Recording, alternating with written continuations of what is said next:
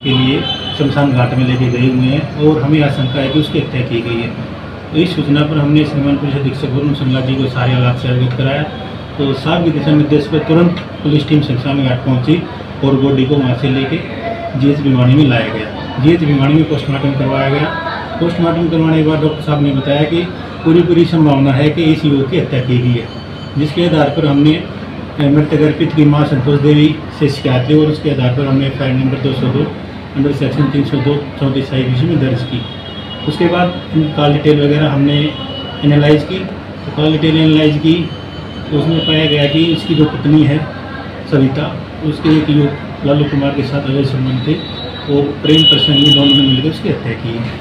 सविता की 7/5/2023 को डिलीवरी हुई थी। डॉक्टर साहब द्वारा उसको 42 डेज का रेस्ट दिया गया था। उसके बाद फिट घोषित करने के बाद 22/6 को सविता को अरेस्ट किया गया था और 18/7/2024 को मुख्य आरोपी लल्लू को नोएडा से इसमें काबू किया गया है और कल मान्य अदालत में पेश करके इसका 1 दिन का पुलिस रिमांड लिया गया था और मोबाइल फोन वारदात में प्रयोग किए हुए 2 हमने इसे बरामद किए।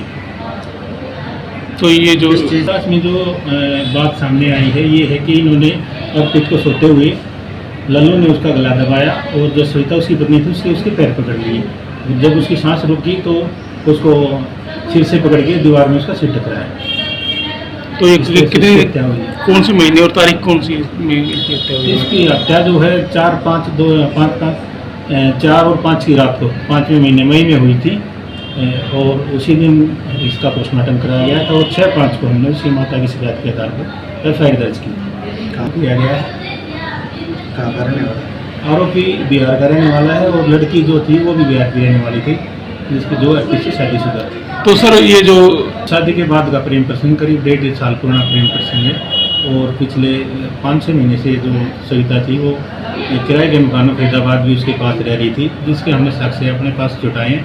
काफ़ी ऐसे प्रूफ आए हैं हमारे जो ये साबित करेंगे माननीय अदालत में कि इन दोनों के अवैध संबंध थे और इसके आधार पर इन्होंने मृतक अर्पित की हत्या को अंजाम दिया। तो ये जो मैं काम करता था, हाँ, ये दिल्ली में और फरीदाबाद में NCR एरिया में ऑटो वगैरह चलाता है, कभी किराए की दुकान करता, तरह तरह के ये काम करता है। उम्र कितनी होगी लगभग? इसकी उम्र है 19 साल। जो मृतक है उसकी कितनी उम्र है?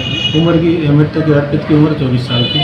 तो 2 उसकी लड़की पहले थी और एक अभी उसकी मृत्यु के बाद 7 तारीख को 2 दिन बाद ही एक बच्ची को उसने जन्म दिया, उसकी पत्नी सविता ने।